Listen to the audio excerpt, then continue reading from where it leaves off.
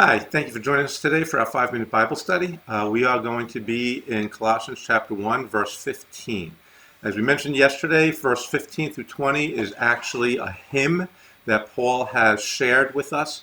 Most people believe that it was an earlier hymn, something even 5 to 10 years after the birth of Christ. So it's a very early evidence of what the church believed, especially what the church believed about Jesus. So we're going to get a chance to see that now. And we're going to start in verse 15. Please go ahead and read 15 through 20 so you have an idea of what this is all about and get that context, which is so important. So basically it says here in verse 15, it says, "He is the image of the invisible God, the firstborn of all creation." So here we start this hymn with this amazing verse about who Jesus is. And that's an interesting thing. As we look through the entire hymn, what we'll recognize is that the hymn is about Jesus. It's all about Jesus. Very different than our music today, where a lot of our songs, most of our songs, are about us. And it's an important thing for us to recognize when we sing our hymns, who's the subject of the hymn? Am I the subject of the hymn, or is God the subject of the hymn? Because if I say something like, "I am saved by God," then I'm the subject of the hymn. If I say, "God has saved me," then God's the subject of the hymn. And it's very important. Something as simple as that changes the way we think about things. And right now, our Christian culture has a very me-centered gospel. It's all about what God has done for me, what I have received from God, and really should be about God. So just a quick example, God didn't save me because he loved me. God saved me because he is love. See the difference there? So basically, this hymn is going to be about Jesus. And as we look at it, the first thing it says is that he is the image of the invisible God. So let's talk about that a little bit and unpack that. We all know that God is invisible. We understand that. But we actually really don't understand that because we kind of think of God with hands, or we think of God with a face, or we think of God with these physical attributes. But the reality is, God is spirit. God doesn't have those things. When we see those things in the Bible about God, they're either talking to us about an illustration so we can understand God, or it's an actual, what we call a theophany, where God shows himself in a way that's physical for us to see. But when we see those theophanies, that's not actually God. That's just a way for God to present himself to us so we can understand who he is and speak to him face to face.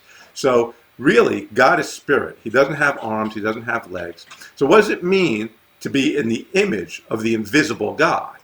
Well, it can't mean that we look like God. It can't mean that Jesus looks like God because God is spirit. So physically, that can't be that. So it must be spiritually that Jesus looks like God. And so what does God look like spiritually? Well, in a nutshell, God's attributes are what he looks like spiritually. So what does God look like spiritually? He is holy. He is all-powerful. He is everywhere at any time. He is just, good, merciful, righteous. So these are some of the attributes of God.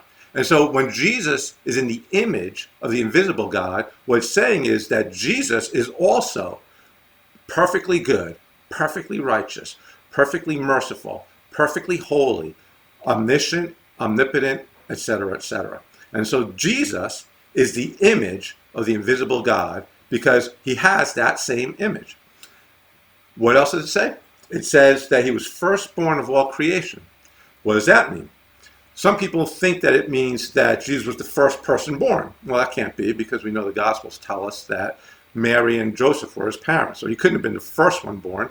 Obviously, Mary and Joseph had to have been born first. And let me make a point here. Joseph isn't Jesus' physical father. He's his adoptive father. God is Jesus' actual father, if we want to say biological, even though I don't know if that's really quite right either. But we know that Jesus had parents, and those parents had parents. So Jesus couldn't have been the first one born in all creation. Other times, people try to mean that he was the first thing created in the universe. But we're going to see throughout this hymn that that can't possibly be what Paul's saying. So if it doesn't mean that he's the first thing created and he wasn't the first thing born, what does that mean? Well, to be firstborn means to be preeminent. It means to be of the most important, the most powerful, the number one thing. And so when Paul is saying that Jesus is firstborn of all creation, he's saying he is in charge of all creation. He is the most important thing in all creation, that he is the ruler of all creation. We see that when we hear about Ephraim being firstborn. He's not firstborn, but he's most important. We see that with David being firstborn. He's not firstborn, but he's most important. We see that over and over again. Israel is firstborn, but they're not the first nation ever, but they're the most important. So that's what firstborn of all creation means, that Jesus is the most important. So he's in the image of God, and he's the most important thing of all creation. He's in charge of all creation. So that's verse 15.